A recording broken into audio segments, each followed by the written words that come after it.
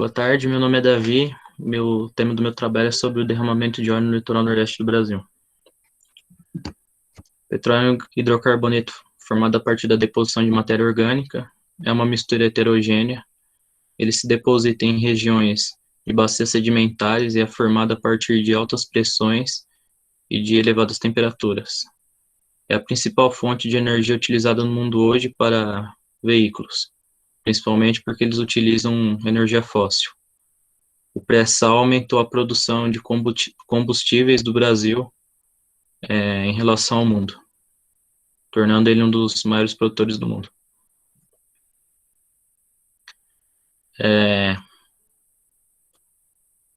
As regiões afetadas possuem como atratividade pelo turismo, a pesca e a cultura. O acidente afetou a rede de quiosques, hotéis e famílias de pescadores. Muitas espécies podem ser extintas porque elas são endêmicas da região e acaba se perdendo informações genéticas úteis para a elaboração de fármacos e talvez do conhecimento de biorremediação de algumas espécies em relação ao óleo e outros contaminantes. Como foi dito anteriormente, sobre a biodiversidade, é um local de alta biodiversidade, possui muitas espécies endêmicas e é uma área, na região nordeste tem muita área de mangue que são áreas de reprodução. Se os juvenis não chegam à vida adulta, todo o ecossistema se entra em colapso. Os impactos socioeconômicos afetou o turismo e também a pesca. E os trabalhadores que dependiam do turismo acabaram perderam seus contratos e podem entrar inadimplência. A metodologia do trabalho, ela consiste de uma revisão bibliográfica pesquisa bibliográfica sobre o tema do derramamento de óleo. Foi consultados artigos científicos, convenções internacionais, legislação brasileira e sites institucionais de órgãos públicos ligados ao governo federal do Brasil. Depois, posteriormente, eles serviram para embasar o estudo e as consequências que o meio ambiente sofreu, a economia, a saúde e uma análise das tomadas de decisões adotadas pelo governo federal. O acidente teve extensão de 4.334 quilômetros, atingiu 11 estados, sendo 9 estados do Nordeste e 2 estados do Sudeste, 120 municípios e 724 localidades. Aqui a mancha sobre o mar territorial brasileiro, foi uma das primeiras fotos tiradas. As manchas de óleo já sobre a praia. Tartaruga que ficou no meio do óleo e provavelmente chegou a óbito. É a empresa da Praia do Paiva, em Recife, no Pernambuco. Essa imagem aqui, ela traz os principais pontos onde houve a maior concentração de óleo e onde houve vestígios de óleo, na parte laranja da imagem. E a provável origem foi próximo à costa da Paraíba, na divisa com Pernambuco, a cerca de 400 a 700 quilômetros da costa brasileira. Mas para entender como que o óleo chegou a essas localidades, desde o Maranhão até o Rio de Janeiro, deve-se entender o giro subtropical atlântico, que é quando a corrente de Benguela ela vem do sul, no sentido ao norte, e depois ela ruma a oeste, e ela vira a corrente sul equatorial, e ela se subdivide na corrente do Brasil e a corrente do Nordeste brasileira. Por isso que conseguiu alcançar tantas localidades devido à ação das correntes marinhas. Aqui nós podemos ver na imagem o fluxo de navios petroleiros no mundo. Se observar, o Brasil é uma importante rota porque está próximo ao Canal do Panamá está próximo à Venezuela, que é um dos maiores produtores do mundo, que está à frente do Brasil, e tem o acesso ao Estreito de Beagle, que não é tão utilizado, mas tem algumas embarcações que utilizam para a passagem do Oceano Atlântico e Pacífico. A legislação internacional conta com a Convenção Marpol, com a Convenção Internacional sobre Preparo, Resposta e Cooperação em caso de poluição por óleo, e a Convenção Internacional sobre Responsabilidade Civil em danos causados por poluição por óleo. A Convenção Marpol tem o objetivo de criar boas práticas de navegação. O objetivo dela é eliminar poluição por hidrocarbonetos e outras substâncias nocivas ao ambiente marinho. No anexo 1 é possível encontrar as regras para o transporte e manejo do óleo. As principais são a regra de número 6, de número 10, de número 12 e de número 34. A regra 6 estabelece a certificação para operação do transporte de óleo por embarcações e de seus equipamentos, após vistorias pelos órgãos ou instituições competentes, as quais não devem oferecer riscos ao meio ambiente no seu deslocamento. A regra 10 determina o prazo para renovação do certificado após nova vistoria. O prazo é de 5 anos de cada certificado. Caso um navio não esteja no porto e tenha sua validade expirada, a administração pode prorrogar o prazo até que o navio chegue ao porto para ser vistoriado. O novo prazo não deve exceder 3 meses. A regra número 12 estipula que os resíduos de óleo em navios com arqueação igual ou maior a 400 devem possuir tanques específicos para seu armazenamento, até o descarte no próximo porto. As redes de conexões desses tanques não devem possuir saídas para fora da embarcação, exceto ao determinado na regra de número 13. A regra de número 34, ela estabelece algumas exceções, a qual pode haver o descarte de óleo no mar, mas não pode ultrapassar 30 litros por milha náutica, tem que ser no mínimo 50 milhas náuticas do local mais próximo da terra, e não pode ser em áreas especiais de proteção ambiental. A Convenção Internacional sobre Preparo e Resposta e Cooperação em caso de poluição por óleo, ela elabora normas aos países signatários para o combate rápido e eficiente a acidentes envolvendo vazamento de óleo.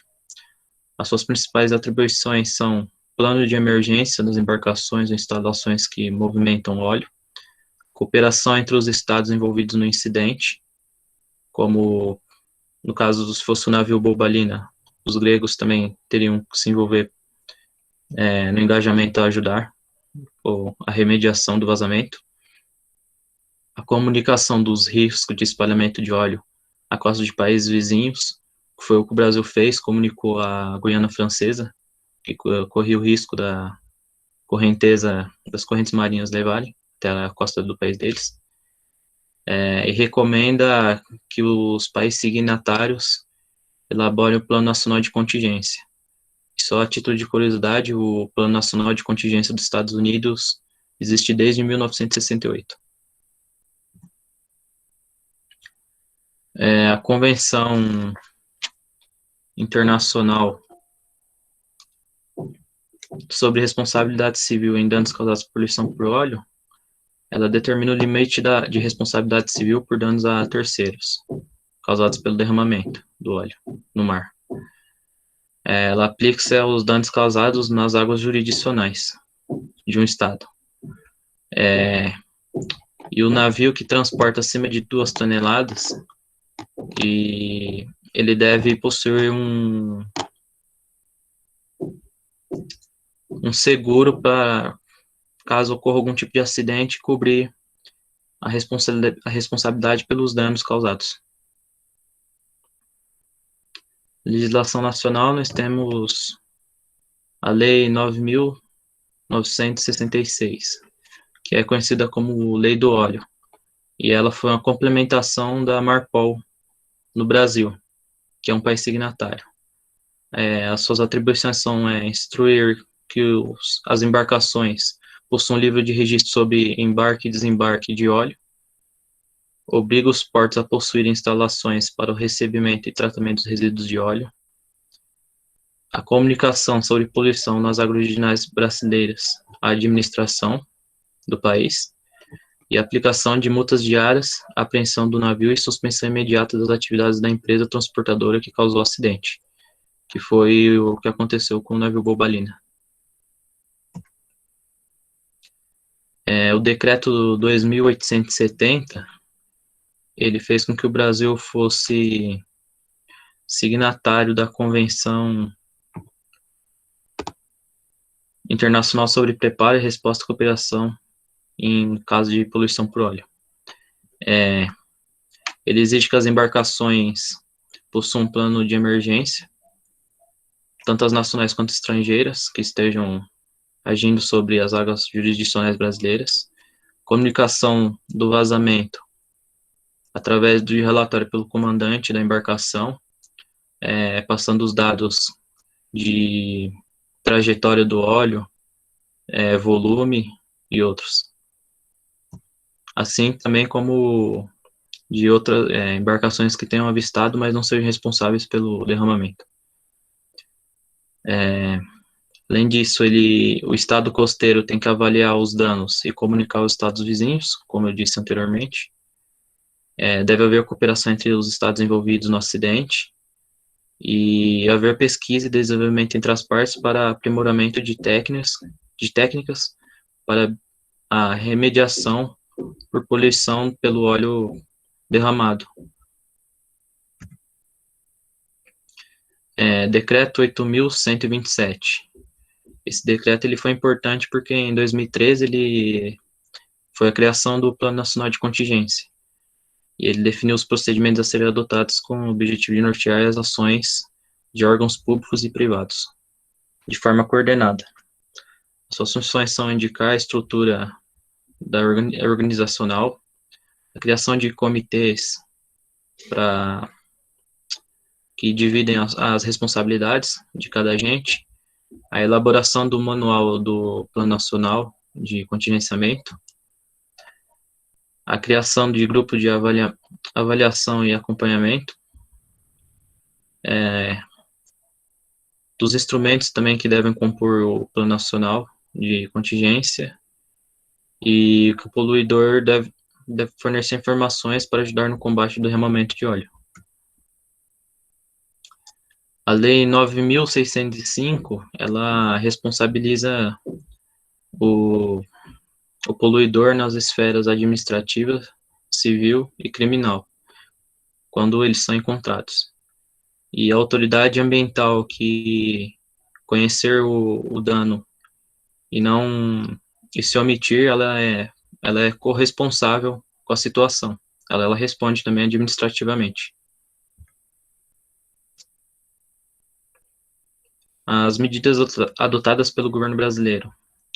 O governo brasileiro, quando ocorreu o acidente, ele criou o grupo de acompanhamento e avaliação, investigou a trajetória de óleo e investigação dos navios que passaram na área dentro do período de um mês. Devido à velocidade das correntes marinhas, eles conseguiram delimitar um tempo. Ocorreu a análise do perfil do óleo, para saber de qual era a origem do óleo. Poderia ser um óleo, né, nacional, mas foi comprovado que foi um óleo que foi extraído da Venezuela, de poço da Venezuela. Ela mobilizou as Forças Armadas para ajudar na limpeza das áreas afetadas. A destinação dos resíduos de óleo, que foi parte do IBAMA, que delimitou isso. O transporte da fauna para centros de tratamento, que também foi IBAMA, e a definição de prazos para a limpeza dos ambientes marinhos atingidos. Análise das medidas. O Plano Nacional foi acionado tardiamente, ele só foi acionado 41 dias depois, ele deveria ter sido acionado no máximo em 24 horas. Então, poderia ter sido adotadas medidas que diminuíssem os danos. A falta de banco de dados para a atualização das técnicas no Brasil, também foi crucial para que o efeito fosse maior e mais prolongado. A demora na liberação de recursos para os estados e municípios atingidos pelo governo atingidos, pois o governo federal não disponibilizou de forma imediata.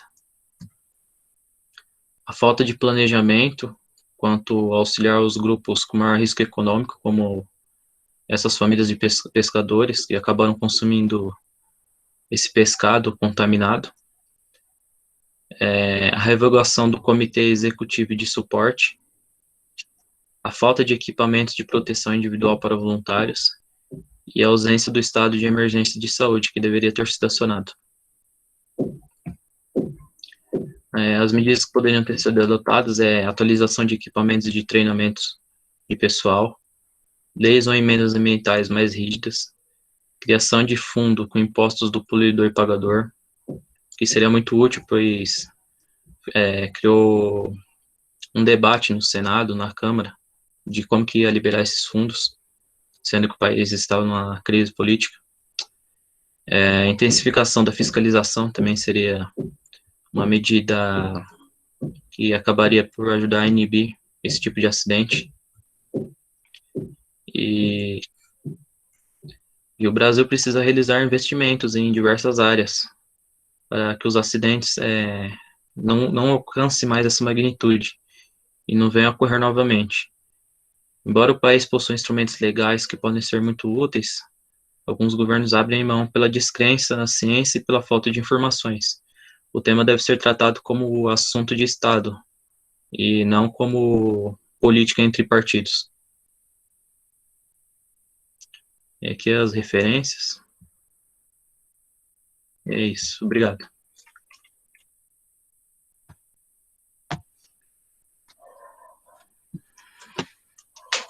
Obrigado, Davi, pela sua apresentação. Então, passo a palavra para o professor Akil. Akil, mais uma vez, obrigado por ter aceitado o nosso convite.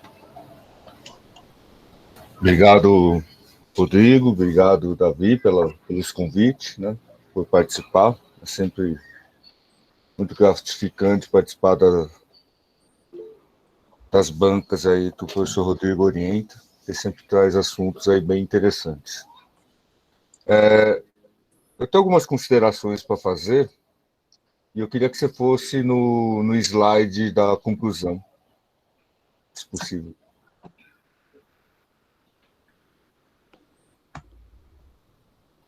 Aí você comenta diretamente: o Brasil necessita realizar investimentos em diversas áreas para que acidente dessa magnitude não venha ocorrer novamente.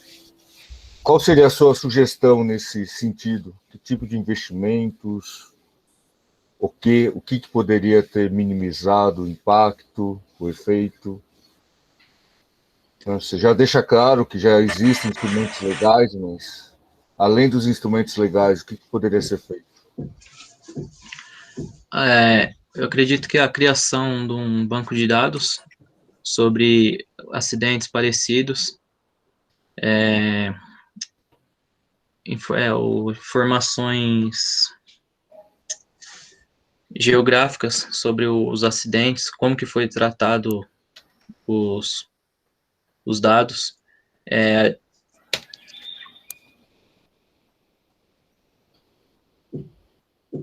compartilhar os dados com agências e universidades para que não fique algo muito separado um universo do outro, porque através da pesquisa que é possível se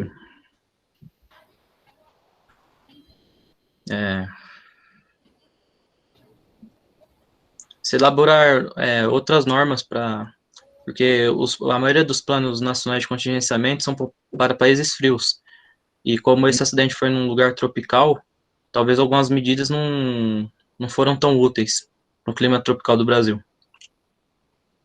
Além de que poderia ter sido investido mais em embarcações de patrulha e aeronaves, porque, pelo que eu olhei, eram 27 embarcações da Marinha, mas boa parte delas percorrem os rios da Amazônia, que também é uma área importante a ser patrulhada. Ok. E um outro ponto que eu fiquei na dúvida na sua apresentação, eu conheço bastante a logística de carga, né? Carga container, granel, e as rotas elas são bem estabelecidas, né? Você não tem rotas, você não tem navios passando por qualquer lugar, né, do mar, né? Ele tem rotas bem estabelecidas, lógico. Tem uma variação de alguns quilômetros entre a rota ideal e por onde ele passa, mas não é nada muito grande assim. Numa das figuras que você mostra, aquele mapa praticamente todo em vermelho, dá a impressão que essas rotas são meio ou não são controladas ou são muito liberadas. Como é que funciona essa questão da navegação desses navios petroleiros aí ao longo do mundo? É que, na verdade, eu peguei essa imagem num site que ele avalia em tempo real. Uhum, Aí eu filtrei, porque aconteceu um navio petroleiro, mas eram vários tipos de embarcações. Não era só embarcações petroleiras, era de granel, era de container. E essas regiões onde está mais vermelho aqui são os navios. Elas são as rotas mais uhum, utilizadas. Essas partes rosas aqui, intertidais, elas são tipo onde os navios também passam, mas com menor intensidade. E aí, quanto mais vermelho, onde circula mais navio, e onde mais roxo, onde passa menos navio. Acho que aqui foi um problema de configuração do mapa. uhum. Não, porque se tem as rotas bem definidas, é mais fácil de fazer o monitoramento, né? Uhum. Que é uma das coisas você pode monitorar com boias sinalizadoras, com boias que vão estar coletando, né? Vão estar verificando as condições da água. Você tem várias formas aí de poder monitorar. É que a princípio eu tinha entendido que era só dos navios e eu achei um pouco. Tinha entendido que o vermelho mais escuro realmente é as rotas mais comuns, mas pelo que parece você tem vários pontos ali que não se liga a nada, né? Tem pontos Uhum. vermelhos no meio do oceano e o navio fica parado ali, né? Não. Provavelmente ele passou por esse ponto mais claro, né? Então eu achei um pouco confuso. Quando você olha as rotas de carga, realmente ele é bem mais linear, né? Praticamente você não tem, a não ser numa emergência, algum problema mais grave. Tá joia, Davi. Bom, Rodrigo, da minha parte seria isso. Eu fico bem contente. O trabalho está excelente, né? Para aquilo que a gente espera de uma graduação. E aí eu devolvo a palavra. Mais uma vez, obrigado pelo convite. Professor, o áudio está desligado. Desliguei agora. Estava desligado? Não, o meu está desligado. Agora. Obrigado pela contribuição aqui. Sempre buscando os detalhes relevantes. Você tem toda a razão. As rotas são muito bem definidas no que a gente chama do tráfego liner, né? Aquelas rotas, vamos dizer assim, tradicionais e com companhias que têm rotas regulares, de linha, vamos dizer assim, entre os portos. E tem o mercado spot, ou o mercado Trump, né? Que os navios ficam ali pegando carga de um lugar para o outro de acordo com oferta de mercado, né? Geralmente são navios com, não vou dizer que são navios substandard, mas e aí isso dificulta muito o controle de tráfego, principalmente fora de água jurisdicional. Se dentro já é difícil, imagina fora, né? Mas obrigado pela contribuição.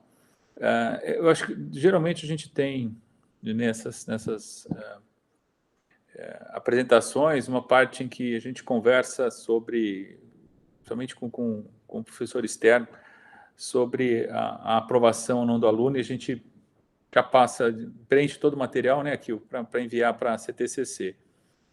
Como fica praticamente inviável a gente deixar a sala, para todo mundo sai e volta para a gente poder fazer essa deliberação, eu acredito, né, que pelas suas palavras que a gente pode considerar o Davi aprovado, não é isso?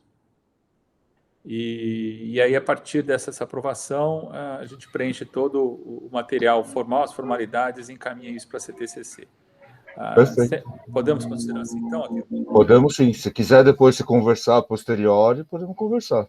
Tá ótimo. Mas Então, para mim tá fechado, não tem, tá aprovado. Não tem considerações para fazer em relação ao texto, acho que tá adequado, né? Acho que o Davi está sabendo que a partir de agora precisa submeter esse texto, né? Sim. Eu não sei se você chegou a submeter a questão do plágio, mas seria interessante passar alguma ferramenta de plágio. Mas de resto seria isso. Tá bom o trabalho, não tá ruim não. Tá muito bom. Cumprir essas formalidades aí, Davi, tá bom? Tá bom. Bom, de qualquer forma, Davi, essas coisas online perdem um pouco do calor da presença, em que a gente poderia te cumprimentar, te dar um abraço, não só a gente, mas os seus amigos todos que estão online aqui te prestigiando. Meus parabéns para você. Sucesso na sua carreira, nas suas escolhas. E Deus abençoe aí os seus caminhos todos e que você possa, como um egresso da universidade, uma universidade pública, ajudar a contribuir para a construção desse país aqui. As pessoas reclamam muito de política, e não se envolvem em política, né? O ser humano é essencialmente político. E é envolvendo em política que a gente muda o país. Então, se não está legal, vamos se envolver. Você tem os instrumentos intelectuais e formais de educação para poder fazer essa diferença.